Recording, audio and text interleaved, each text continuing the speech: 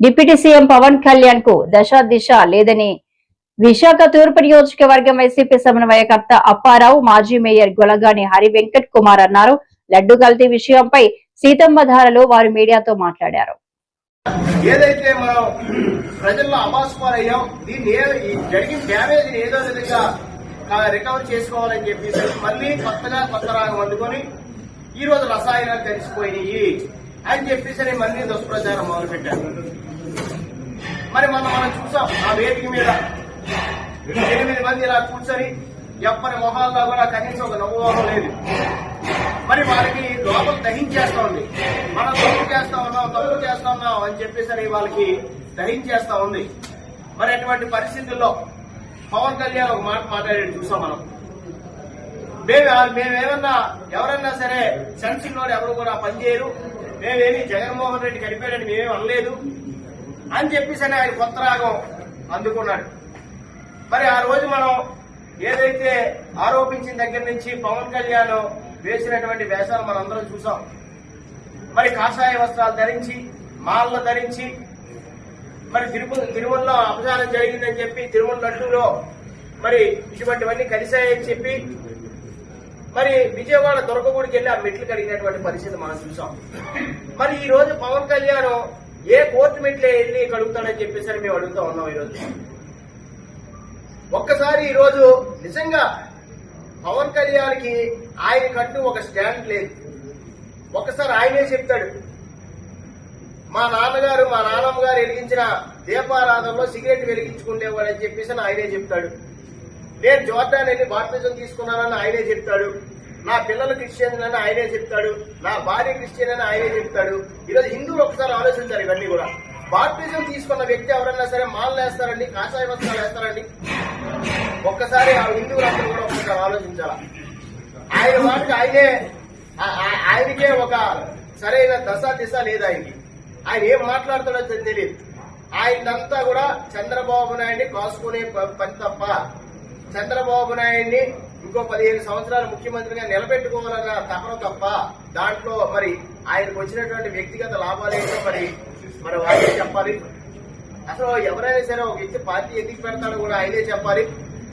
మరి ఇటువంటి పరిస్థితుల్లో దేశంలో మరి ప్రఖ్యాతి గాంచినటువంటి సంస్థలు ఏవైతే ఉన్నాయో ఎన్డీడీబీ గాని ఎన్డీఆర్ఐ గాని ఇచ్చినటువంటి రిపోర్ట్ ను కూడా కాదని చెప్పేసరి మళ్లీ దుష్ప్రచారం చేస్తూ మళ్లీ ఒక సింగిల్ మ్యాన్ తో సిట్ చేస్తారు.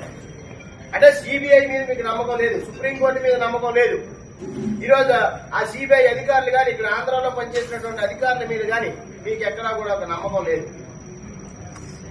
నమ్మకం లేక కాదు, కాకపోతే మరి ఏదైతే ఆ రోజు ఆ సిటీ రిపోర్ట్ వచ్చిన తర్వాత మళ్లీ కొత్తగా ఫ్లెక్సీలు వేయడం మొదలెట్టారు.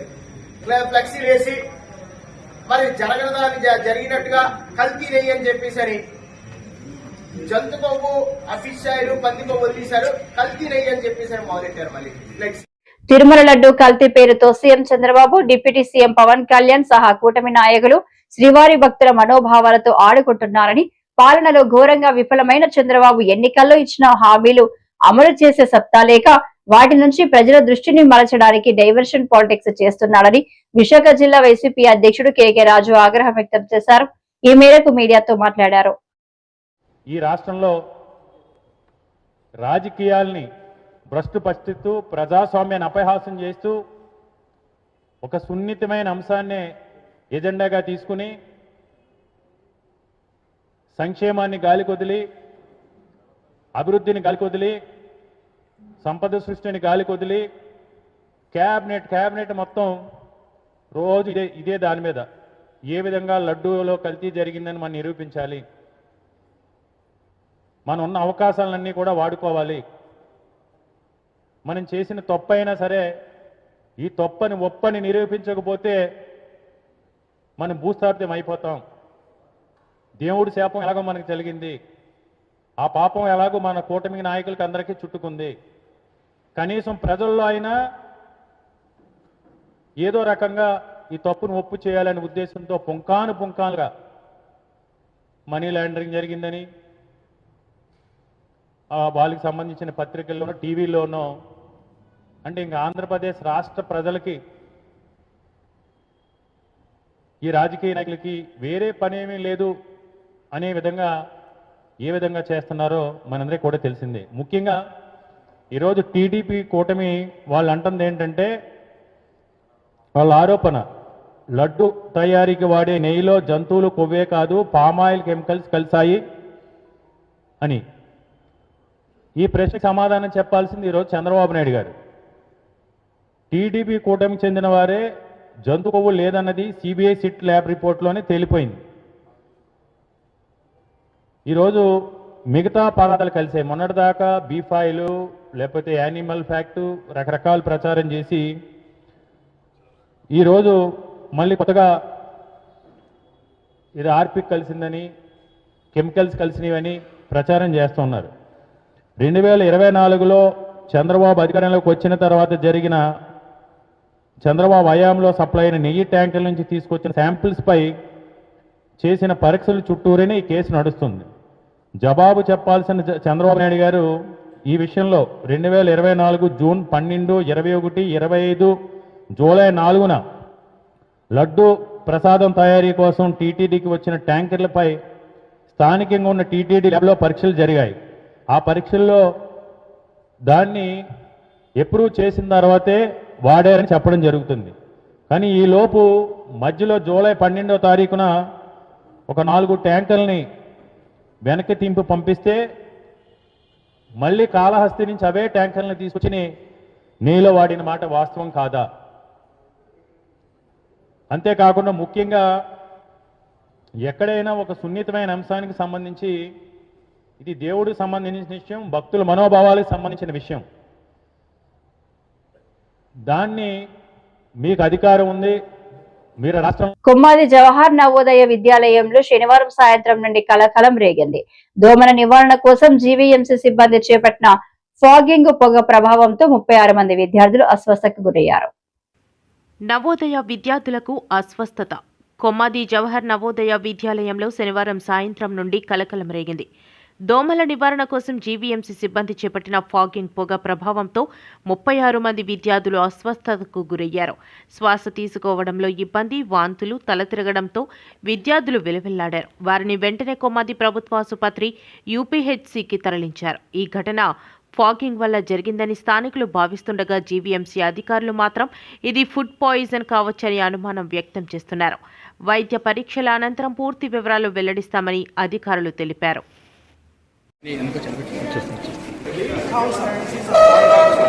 పడ్డారు, దేని వల్ల ఇబ్బంది పడ్డారు, చిన్నగా మన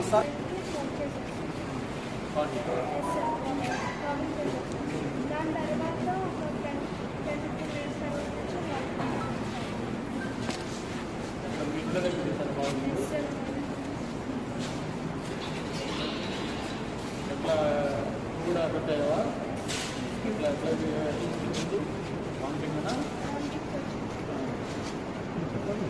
ఎక్కడైనా హాస్పిటల్ ఉంటారా?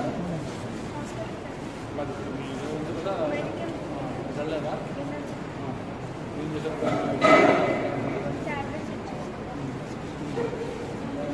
తగ్గిపోయింది.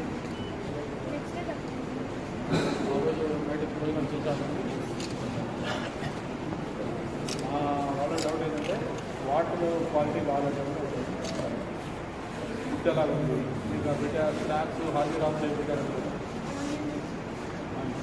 వాటి ఏమన్నా బాగా ఏమైనా స్టెల్ అయిపోయిందా, బాగా ఓల్డ్ స్టాక్ ఉంది, ఇలా కూడా రకరకాల ఏంటి ఉద్దేశం అన్ని ఫార్మింగ్ వల్ల అయిందా లేకపోతే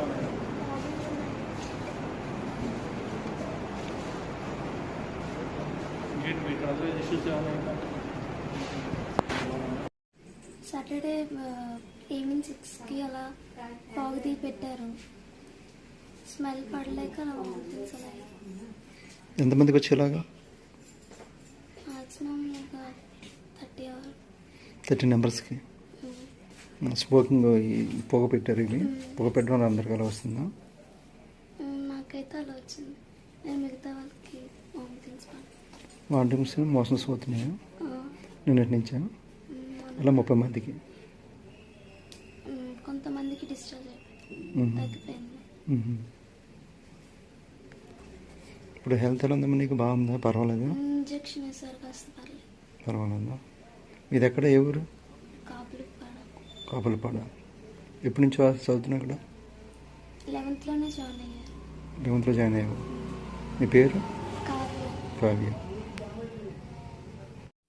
తిరుమల తిరుపతి శ్రీ వెంకటేశ్వర స్వామి లడ్డు కల్తీ చేసి స్వామి వారికి నైవేద్యం పెట్టడం ఎంత అపచారం అంటూ ఎమ్మెల్సీ దువ్వాడ శ్రీనివాస్ ఆవేదన వ్యక్తం చేశారు. ఆయన మాట్లాడుతూ స్వామి వారి కోట్లాది మంది భక్తులు తాము ప్రసాదంగా తీసుకున్న లడ్డు జంతు కొవ్వుతో అపవిత్రమైనదా అంటూ మానసిక క్షోభ అనుభవిస్తున్నారు.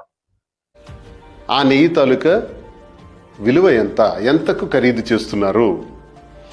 ఆ నెయ్యి కూడా ఈ సింథటిక్ గీవేనా అంటే అందులో యానిమల్ ఫ్యాట్స్ లేవు, అది సింథటిక్ గీ, ఆవు పాల ద్వారా చేసినటువంటి నెయ్యి కాదు, వెజిటబుల్ ద్వారా చేసిన, అంటే పాముల ఆయిల్ ద్వారా చేసినటువంటి నెయ్యి అని ఇప్పటి వరకు ఆరోపణలు జరుగుతున్నాయి.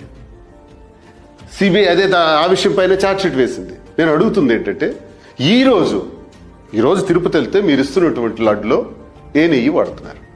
దీని మీద కూడా ఎంక్వైరీ చేయాలి. 24తో చేసి ఆపేస్తే అవుతుందా? ఆ తర్వాత ఏది వాడారు? రేపేంటి వాడతారు? దయచేసి నేను సిబిఐ వారికి, మరి న్యాయస్థానాలకు కూడా నేను ఇది కూడా కోరుతున్నాను, ఎంక్వైరీ ఆఫీసర్స్ ఈ రోజుకైనా ఎటువంటి ప్రక్షాళన చేశారన్నది నాకు కావాలి. అది కూడా నాకు తెలియాలి. భక్తుడు కోరుకుంటున్నటువంటి కోరికది, భక్తుని యొక్క అభిప్రాయం ఇది. ఈరోజు నేను తింటున్నటువంటి లడ్డు స్వచ్ఛమైనదేనా? స్వచ్ఛమైన ఆవు నెయ్యితో చేసినదేనా? లేదా ఆ సింథటిక్ గీతోనే చేస్తున్నారా? అంటే గడిచిన కాలంలో వాడిందే ఇప్పుడు వాడుతున్నారా? ఇప్పుడు మీరు వాడుతున్నటువంటి నెయ్యి ఖరీదెంత? స్పష్టంగా తెలియదేయండి. రేపేంటి వాడతారు నెయ్యి చెప్పండి. ఇప్పటికైనా పోనీ మనకు బుద్ధి వచ్చిందా? ఇది కూడా నాకు క్లారిటీ కావాలి. నాడు వాడినటువంటి నెయ్యి మాత్రమే కాదు, నేడు వాడుతున్నటువంటి నెయ్యి కూడా వివరాలు తెలియజేయాలి. ఇప్పుడు ఈ రోజు వాడుతున్నటువంటి నెయ్యి పైన కూడా సిబిఐ వారు ఎంక్వైరీ చేయాలి. అసలు ఒక సిట్టింగ్ జడ్జిని ఏర్పాటు చేయాలి. 1 మ్యాన్ కమిటీ కాదు. ఇవన్నిటి వల్ల క్లారిటీ రాదు. ఇదంతా మళ్ళీ చీటింగే, మళ్ళీ రాజకీయ కక్షల కార్పణ్యాలకు కారణం అవుతుంది. సిట్టింగ్ జడ్జి వారికి కోరి ఒక కమిటీ వేసి ఆ కమిటీ ద్వారా ఈ రోజు వరకు వాడుతున్నటువంటి నెయ్యి పైన కూడా క్లారిటీ ఇవ్వాలని నేను కేంద్ర ప్రభుత్వానికి, మోదీ గారికి కోరుతున్నాను. ఏటీటీడీ బోర్డు చైర్మన్ గారిని చెప్పగలరా? ఈఓలు ఎవరైనా చెప్పగలరా? చెప్పలేరు. అందరికీ అన్నీ తెలుసు. 2019కే 319 రూపాయలకి మీరు నెయ్యి కేజీ కొన్నారు అంటే ఆ రోజు విలువ సుమారు 1000 రూపాయలు దాటే నెయ్యి కేజీ. ఈరోజు 1500 దాటింది. ఒరిజినల్ నెయ్యి అయితే సుమారు 2500 కూడా ఉంటుంది. మీకు ఎలా వస్తుంది 3019 రూపాయలకి? నాకు అర్థం కాని. ఫిబ్రవరి 12న దేశవ్యాప్తంగా జరిగే సమ్మెకు సిపిఎం సంపూర్ణ మద్దతు తెలియజేస్తుందని ఆ పార్టీ జిల్లా కార్యదర్శి సూర్యనారాయణ అన్నారు. ఈ మేరకు మంగళవారం విజయనగరంలో మాట్లాడుతూ కార్మికుల హక్కులు కాలరాయబడుతున్నాయని, రైతాంగం సమస్యలు పరిష్కారం కావడం లేదని విమర్శించారు. హక్కులు కాలరాయబడుతున్నాయి, ప్రజలు అనేక ఇబ్బందులు పడుతూ ఉన్నారు, ధరల రూపంలో ఇంకో రకమైన దాడి జరుగుతుంది, రైతాంగ సమస్యలు పరిష్కారం కావడం లేదు. వెరసి కార్మిక సంఘాల్లో ఎక్కువ ప్రమాదం ఈరోజు పడింది కాబట్టి కార్మిక సంఘాలు ముందు పెట్టే నుండి ఈరోజు నడుస్తున్నాయి. ముఖ్యంగా కార్మిక సంఘాలు ఈరోజు విధులకు రావడానికి గత నూతన పారిశ్రామిక విధానాలు వచ్చిన దగ్గర నుండి పోల్చుకుంటే ఈ రోజు వరకు 22 సమ్మెలు జరిగాయి. కానీ 22 సమ్మెలు ఒక భాగం, ఇప్పుడు రేపు జరగబోయే సమ్మె ఇంకో భాగం భిన్నమైంది. ఎందుకంటే ఇంతవరకు చట్టాలు తెస్తాం, మారుస్తాం అనేది చెప్తున్నారు. కార్మిక వర్గం ప్రతిఘటనతో ఇంతవరకు ఆగింది. ఇప్పుడు ఎంత ప్రతిఘటించినా అధికార దాహం, అధికారం ఉంది కాబట్టి మంది మార్పులతో ఈవేళ ఈ చట్టాలు తీసుకొచ్చి 29 లేబర్ చట్టాలని 4 కోట్లుగా మార్చేసి పూర్తిగా హక్కుల్ని హననం చేసే పరిస్థితి రోజుకి వచ్చేసింది పార్లమెంట్. అలాగే ఉపాధి హామీ కూలీల చట్టం, గతంలో ఉండే చట్టం ఏదైతే ఉందో నరేగా, ఆ చట్టాన్ని మార్చేసి ఇప్పుడు కొత్త చట్టం తీసుకొచ్చి ఉన్న హక్కులన్నీ కాదాయిస్తుంది. అలాగే రైతాంగం మీద తీవ్రమైన దాడి చేసింది. గతంలో సంవత్సరం తరబడి సమ్మె చేసి 100 మంది ప్రాణాలు కోల్పోతే వాళ్ళు ఇచ్చిన హామీలు ఒకటే అమలు చేయలేదు. ఈ రకంగా చూస్తున్నప్పుడు ఇటు కార్మిక వర్గానికే కాదు, రైతాంగం కానీ, కౌలు రైతులు కానీ, వ్యవసాయ కార్మికులు కానీ అన్ని రకాల ప్రజానీకల మీద ఏదో తీవ్రమైన దాడి ఉంది. కార్మిక సంఘాలు ఏదైతే పిలుపునిచ్చాయో ఈ పిలుపుని అందుకొని మొత్తం ఈ వర్గాలన్నీ సంఘాలన్నీ కూడా ఈ రోజు ఈ సమ్మెలోకి రాబోతున్నాయి, వస్తున్నాయి కూడా. అందుకని దీనికి ఆ ప్రత్యేకత ఉంది. ఇప్పుడు అమల్లోకి వచ్చేస్తుంది కాబట్టి ఇదంతా ఉడతాడు బిగుసుకుంటుంది కాబట్టి ప్రజానీకం, ఉద్యోగులు, కార్మికులు, కూలీలు అందరూ కూడా ఈ రోజు వీధుల్లోకి రావాల్సిన పరిస్థితి. గత సంవత్సరం సమ్మె జరిగింది, దాంట్లో 25 కోట్ల మంది పాల్గొన్నారు. ఇప్పుడు దేశంలో అంచనా 30 కోట్ల మంది పాల్గొంటారని ఒక అంచనాలు వస్తుంది. ఎందుకంటే అటువంటి రెస్పాన్స్ ఇవాళ దేశవ్యాప్తంగా వస్తుంది. ఎందుకంటే ఇవాళ ఉడతాడు బిగించేస్తున్నారు, ఇక ప్రాణాలు పోతాయి. కాబట్టి అనేక పోరాటాల ఫలితంగా వచ్చిన హక్కులు ఈ హక్కులను కూడా ఈ రోజుకి వచ్చేసరికి ఈ చట్టాల వలన ముఖ్యంగా సమ్మె చేసుకునే హక్కు ఉండదు, సంఘం పెట్టుకునే హక్కు ఉండదు, వ్యవసాయాలు హక్కు ఉండదు. అంటే ఇటువంటి కీలకమైన హక్కులను తీసి ఇంకా అనేక ఉన్నాయి. ఆ హక్కుతో పాటు ప్రధానమైనవి ముఖ్యమైనవి.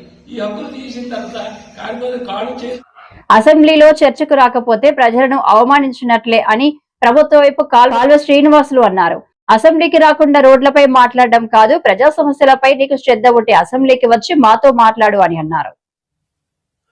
డుమ్మా కొట్టింది వైసీపీ శాసనసభాపక్షం. మొక్కుబడిగా గవర్నర్ గారి ప్రసంగం రోజు రావడం, వీలైతే పేపర్లు చించేయడం, విసిరి కొట్టడం, సభ నుంచి వెళ్ళిపోవడం, ఇది వీళ్ళ తీరు. ఎన్నో ఆశలతో, ఎన్నెన్నో ఆకాంక్షలతో వేలాది మంది ప్రజలు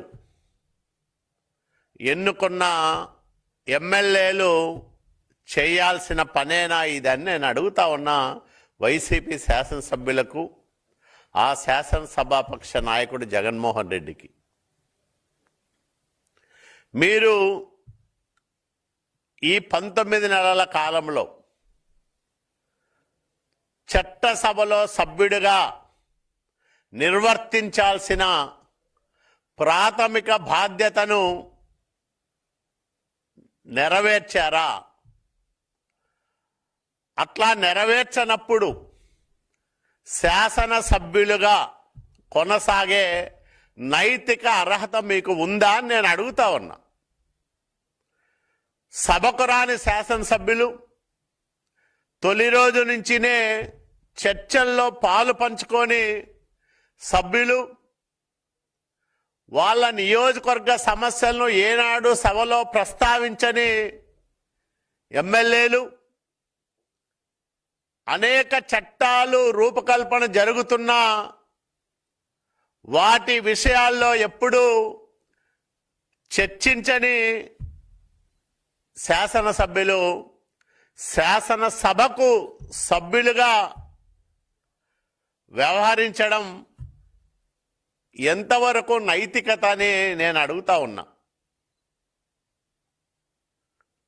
మీకు శాసనసభ పైన గౌరవం ఉన్నా, శాసన వ్యవస్థ పైన నమ్మకం ఉన్నా, కనీసం రేపు ప్రారంభమయ్యే శాసనసభ సమావేశాల నుంచైనా పాల్గొని చట్టాల రూపకల్పనలో మీ సలహాలు సూచనలు ఇచ్చి నిర్మాణాత్మకమైన విమర్శలతో, సహేతుకమైన ఆరోపణలతో మీరు ప్రభుత్వాన్ని ప్రశ్నించండి. సమాధానం చెప్పడానికి ముఖ్యమంత్రి చంద్రబాబు నాయుడు గారి నాయకత్వంలో పనిచేస్తున్న కూటమి ప్రభుత్వం సిద్ధంగా ఉంది. ఏ అంశాన్ని చర్చించడానికైనా, ఏ విషయం పైన మాట్లాడడానికైనా. అదనపు ఆర్టీసీ బస్సుల కోసం సిపిఎం ధర్నా. గీతం కాలేజీకి కేటాయించిన బస్సుల రద్దు చేయాలని జగ్గునాయుడు డిమాండ్. ప్రజల రవాణా అవసరాలకు తగ్గినట్లు ఆర్టీసీ బస్సుల సంఖ్య పెంచాలని సిపిఎం విశాఖ జిల్లా కార్యదర్శి ఎం జగ్గునాయుడు డిమాండ్ చేశారు. పెరుగుతున్న జనాభాకు తగినట్లు ఆర్టీసీ బస్సుల సంఖ్య పెంచకపోవడంతో పేద సాధారణ ప్రజలు, ఉద్యోగులు, విద్యార్థులు, మహిళలు, వృద్ధులు, వికలాంగులు తీవ్రమైన ఇబ్బందులు పడుతున్నారని తెలిపారు. ఒక సంఖ్యలో లేకపోవడం వల్ల ప్రయాణికులు తీవ్ర ఇబ్బంది పడుతున్నారు. మహిళలు, పురుషులు, వికలాంగులు, పిల్లలు, సీనియర్ సిటిజన్లు ఇలా అనేతరత పెట్టడానికి కూడా బస్సులు పూర్తిగా లేకపోవడం వల్ల చాలా ఇబ్బంది పడుతున్నారు. విద్యార్థులు సకాలంలో కాలేజీలకి విద్యార్థులు వెళ్ళలేకపోతున్నారు. డ్యూటీలకు వెళ్ళే వాళ్ళు సకాలంలో డ్యూటీలకు వెళ్ళలేకపోతున్నారు. దీనికి ప్రధాన కారణం రాష్ట్ర ప్రభుత్వం విశాఖ జనాభా తగ్గట్టు ఆర్టీసీ బస్సులు ఏర్పాటు చేయలేదు. కేంద్ర పట్టణాభివృద్ధి సంస్థ చెప్పేటువంటి నిబంధనలు కానీ రవాణా రంగ నిపుణులుగా చెప్పిన దాని ప్రకారం పట్టణాల్లో ప్రతి 1000 మంది జనాభాకి 0.5 నుండి ఒక బస్సు కేటాయించాలి. ఆ విధంగా విశాఖ జిల్లాకి దాదాపు 2500 బస్సులు ప్రభుత్వం ఏర్పాటు చేయాలి. కానీ కేవలం 740 బస్సులు మాత్రమే ప్రభుత్వం నడుస్తూ ఉంది. ఈ బస్సులో కూడా చాలా బస్సులు పాతపడిపోయాయి, అవి నడవడానికి మొరాయిస్తున్నాయి. కాబట్టి రాష్ట్ర ప్రభుత్వం శ్రీశక్తి పథకం పెట్టి మంచి చేశారని చెప్పని